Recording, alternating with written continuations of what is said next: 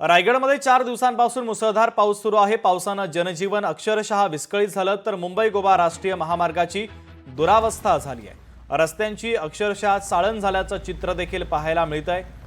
मुसळधार पावसाचा फटका वाहन चालकांना सहन करावा लागतोय, त्यातच रस्त्याची अशी ही दुर्दशा, वाहन चालकांचा संताप देखील पाहायला मिळतोय। तर मुंबई गोवा महामार्गावरील सद्यस्थितीचा आढावा घेतला आमचे प्रतिनिधी भारत गोरेगावकर यांनी।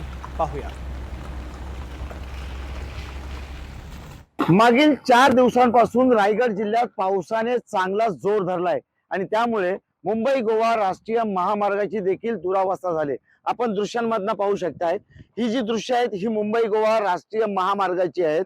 गेली 4 दिवस पावसाचा जोर कायम आहे आणि आज दिवसभर पावसाची संततधार देखील सुरू आहे आणि त्यामुळे जवळपास नागोठणे पासून लोणेरे या जवळपास 50 ते 60 किलोमीटर इतक्या अंतरावरती जागोजागी अशा पद्धतीचे मोठे खड्डे पडलेत। जवळपास आपण जर पाहिला तर खड्डा हा फुटात मोजता येईल अशा इतक्या आकाराचे हे खड्डे आहेत आणि त्यातून मुंबईकडून कोकणाकडे जाणारे आणि कोकणाकडून मुंबईकडे येणाऱ्या वाहन चालकांना कसरत करत अक्षरशः खड्ड्यातून रस्ता कुठे आहे हा शोधत प्रवास करावा लागतोय। गणपतीचा सण अवघ्या 8 दिवसांच्या वरती आलेला आहे। चाकरमान्यांची आता रहदारी आणि वाहतूक मोठ्या प्रमाणात याच राष्ट्रीय महामार्गावर सुरू आहे। आधीच गेली 15 वर्षाहून अधिक काळ मुंबई गोवा राष्ट्रीय महामार्गाचं काम रखडलेल्या अवस्थेत आहे।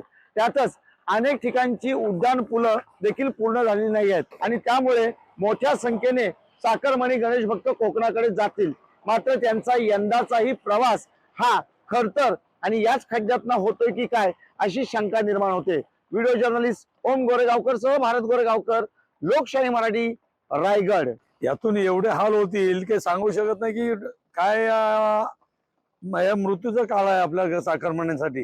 गणपती सण आला, आजपर्यंत ढोपावर खड्डे पडलेत, गाड्या खराब होतेत, ऍक्सिडेंट होतेत, काहीच आजपर्यंत सरकारचं काय ह्या हवेवर नजर नाही। कित्येक वर्ष रोड आज बनतोय, ही कोकणाचीच ही परिस्थिती आहे। फक्त ट्रॅफिक तर जाम होणार आहे काय, पण ह्याच्यामध्ये रस्ते जर सुधारणा चांगली झाली तर ट्रॅफिक होऊ शकणार नाही। आधी म्हणजे सिंगल रोड आहेत ते आपले व्यवस्थित मोठे करावे लवकरचे लवकर, ही विनंती आहे। काय रस्त्याची परिस्थिती का फरक पडणार आहे काय? आज 15-16 वर्ष झाले असंच मरतोय, काय फरक पडलाय कोणला? आम्ही काय गाड्यावाले गाड्या घ्यायच्या, गाड्यांमध्ये मेंटेनन्स करायचं आणि त्यातच मारायचं, अजून काय दुसरी गोष्ट आहे? कोणाला काय पडली आहे का? लोकशाही मराठी ऐका, पहा, जागरूक रहा।